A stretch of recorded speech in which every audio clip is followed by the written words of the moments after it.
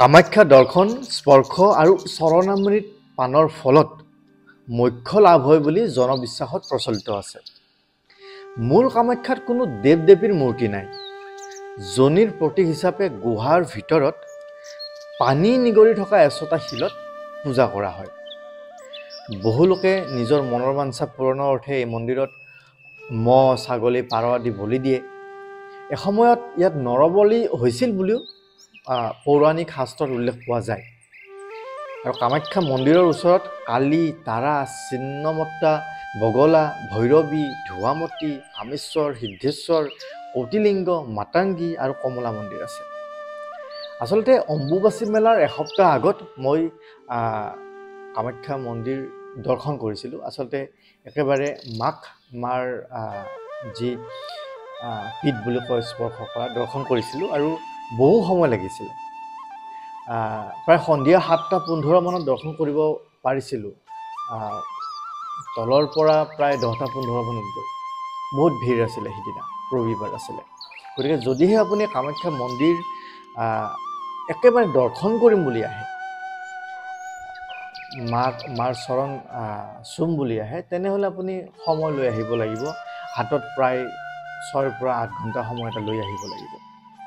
আৰু একেবাৰে যদি ৰাতিপুৱা আহে, ধৰক 4টা মানতে ঘৰৰ পৰা ওলাই দিলে, 5টা মানৰ পৰা লাইন ধৰিলে, তেতিয়া আপুনি 10টা-11টাত ফ্ৰী হৈ যাব। কিন্তু আপুনি যদি ঘৰৰ পৰা 8টা বা 9টাত ওলাই আহে, তেনেহ'লে আপুনি সন্ধিয়া 6টা, 7টা, 8টা বাজি যাব।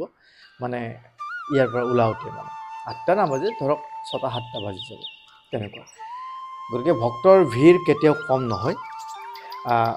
মই যিহেতু অম্বুবাচী মেলাৰ কিছুদিন আগতে গৈছিলোঁ, তাত এনেকুৱা ধৰণৰ ভূমিস্খলন হৈছিলে। এই দৃশ্য আপোনালোকে দেখিবলৈ পাইছে। তো কামাখ্যা মন্দিৰৰ কথা কি ক'ম, সকলোৱে জানে। তথাপি কওঁ যে নীলাচল পাহাৰত অৱস্থিত মা কামাখ্যাৰ এই প্ৰাচীন শক্তিপীঠ। ইয়াক পুণ্যধাম বুলি কোৱা হয়। হিন্দুসকলৰ এক পবিত্ৰ তীৰ্থস্থান। কালিকা পুৰাণত ইয়াৰ বিষয়ে যথেষ্টখিনি উল্লেখ আছে। এটা কাহিনী আছে যে দক্ষ যজ্ঞত, অৰ্থাৎ দক্ষ ৰজাৰ যি যজ্ঞ হৈছিল, তাত তাৰমানে প্ৰতিনিন্দা সহিব নোৱাৰি দেহত্যাগ কৰিছিল সতীয়ে। আৰু সতীৰ মৃতদেহ শিৱই কান্ধত লৈ ঘূৰিছিলে।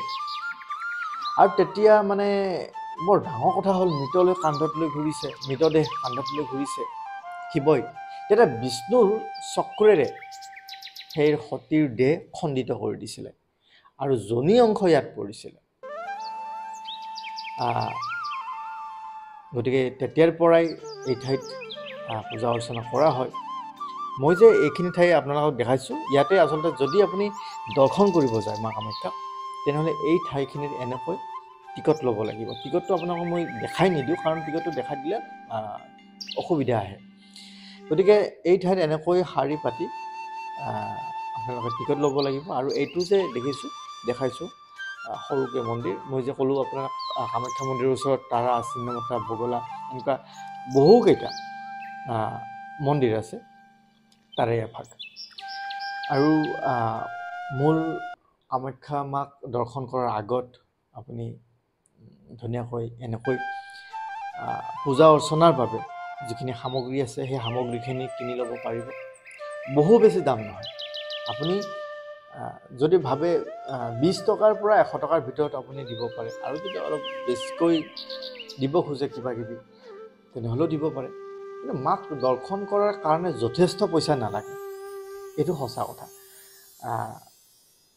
বিভিন্ন মন্দিৰ আছে য'ত নেকি কিছু খৰচা যায়, কিন্তু ইয়াতে নাযায়। আৰু এই যিটো পুখুৰী, ইয়াতে এনেকৈ শুদ্ধি হৈ, এই পুখুৰীত শুদ্ধি হৈহে মা কামাখ্যাক দৰ্শন কৰিব যাব লাগে বুলি উল্লেখ আছে। এতিয়া কিছু কথা আহোঁ। মই এইখিনি য'ত মই শাৰী পাতি আছিলোঁ, শাৰী পাতি থকাৰ পৰা এইখিনি যিখিনি ঠাই আহি পাইছোঁ, এই ঠাইখিনি আহি পাবলৈ ধৰক 2.5 পৰা 3 ঘণ্টা সময় লাগিছে তলৰ পৰা। গতিকে মা কামাখ্যাক ওচৰৰ পৰা পাবলৈ অলপ কষ্ট কৰিব লাগে, ধৈৰ্য ধৰিব লাগে। সকলোৱে কয় যে ধৈৰ্য ফলহে মানে মিঠা। গতিকে এনেকৈ বহি বহি আচলতে মানে শাৰী পাতিব লাগে। কিছু কেতিয়াবা অলপমান থিয় হ'লে বা কাষত বহা ঠাই আছে, ফেন আছে, একো চিন্তা নাই মানে। যদিও ৩-৪ ঘণ্টা শাৰী পাতিব লাগে, কিন্তু বহি আপুনি কটাব পাৰে বা জয় মা কামাখ্যা সকলোৱে দিয়ে থাকে। ধনী, গতিকে মনটো ভাল লাগি থাকে, কিবা এটা মানে মাক যেন আমি ওচৰৰ পৰা পাম তেনেকুৱা। আৰু এইটো এনেকৈ মাক নাৰিকল ভাঙি পানীটো সকলোৱে দিয়ে। এনেকুৱা বিভিন্ন নীতি নিয়ম আছে। আৰু সিদিনা আচলতে দৰ্শন কৰি মনত শান্তি লাভ কৰিলোঁ আৰু আপোনালোক সকলোৰে বাবে সেৱা কৰি দিছোঁ, সকলোকে ভালে ৰাখক। আপুনিও কেতিয়াবা কামাখ্যা মাক দৰ্শন কৰিবলৈ আহিব, পাৰিলে অম্বুবাচী মেলাত আহকচোন, ভাল লাগিব। জয় মা কামাখ্যা।